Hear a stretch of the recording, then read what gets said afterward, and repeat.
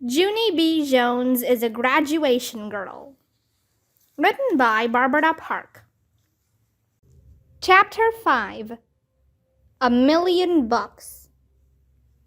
Me and my bestest friend named Grace rode the bus home together.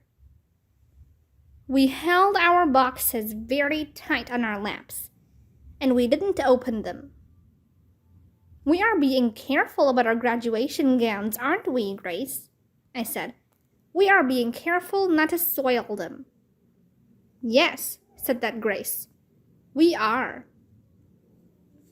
I looked down at my box. I am very proud of us for not opening these things, I said. I am very proud of us too, said that Grace. We rode and rode. I did a sigh. It's too bad we can't just peek at them a little bit, though. Isn't it, Grace?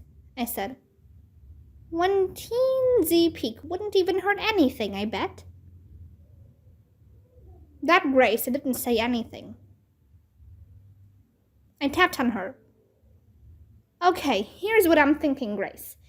I'm thinking we should do one little peek at it, that's all, I said. What do you say, friend?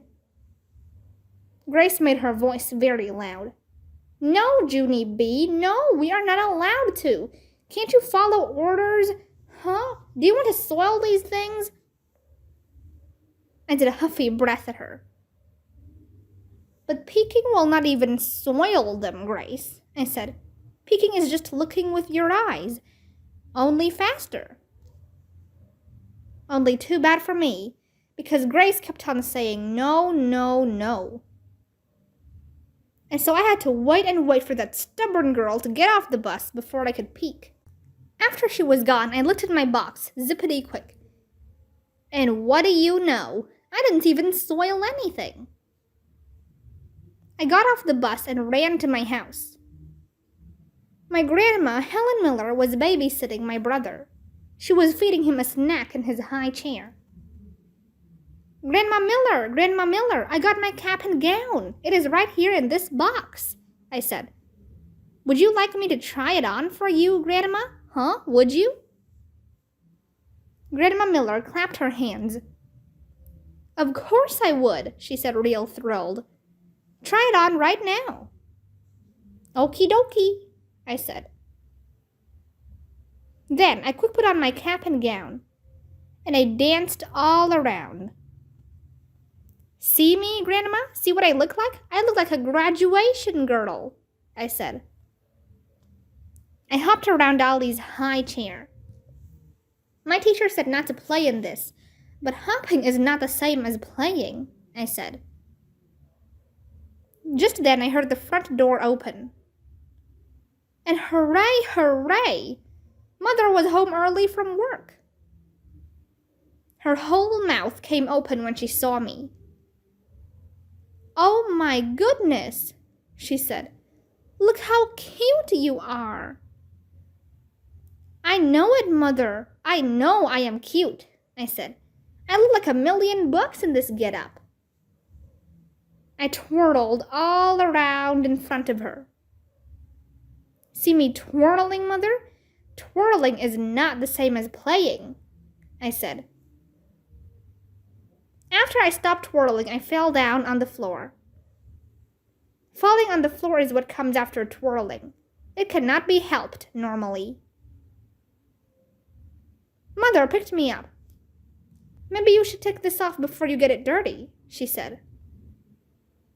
No, Mother, no, I said. I want to keep it on. Please let me. Please, please.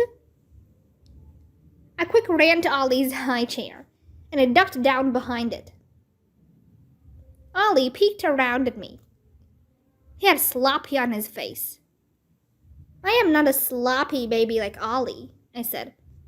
I won't get this dirty, I promise. But Mother shook her head. I'm sorry, Junie B, but it's just not a good idea to play in your gown, she said. After that, Mother and Grandma Miller blocked the high chair, and I couldn't run away again. Shoot, I said. I am surrounded. Mother took my graduation outfit off of me, and she put it back in the box. Then she put the box way on top of the refrigerator. Let's store it up here for safekeeping, she said. Let's not, I said real growly. Mother made squinty eyes at me. Then she took me by my arm, and she marched me to my room. 'Cause that woman has no sense of humor, apparently.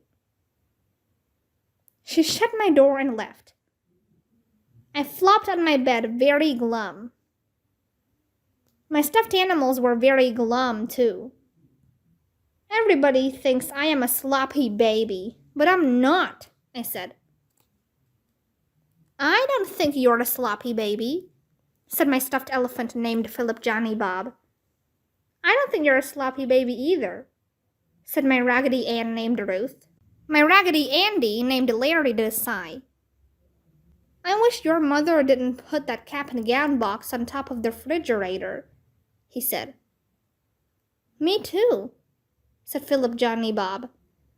I wish you could get it down from there so all of us could see it. After that, I thought and thought. Then I lifted up his softy ear, and I whispered, maybe I can. Chapter 6. Pooped and Thirsty. The next morning, my grandpa Frank Miller came to babysit. I love that babysitter very much. 'Cause he doesn't even follow the rules, that's why. Grandpa Miller let me fix my own breakfast. I fixed 2 waffles and 3 marshmallows and a bowl of cheese curls. And guess what else?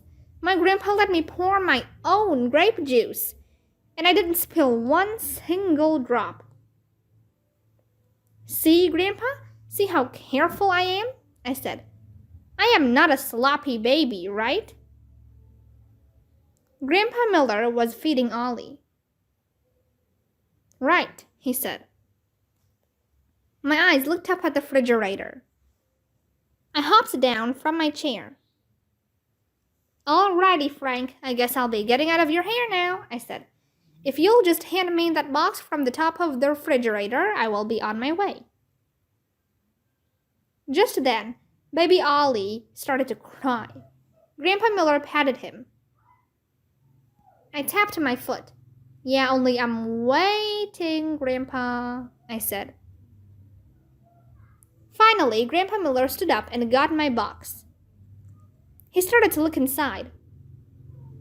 Only all of a sudden, Ollie did a loud squeal. And he put his whole bowl of cereal right on his head. Oh my goodness, hollered my grandpa. Then Grandpa Miller shoved the box right at me, and he hurried to clean Ollie's head. I zoomed to my room.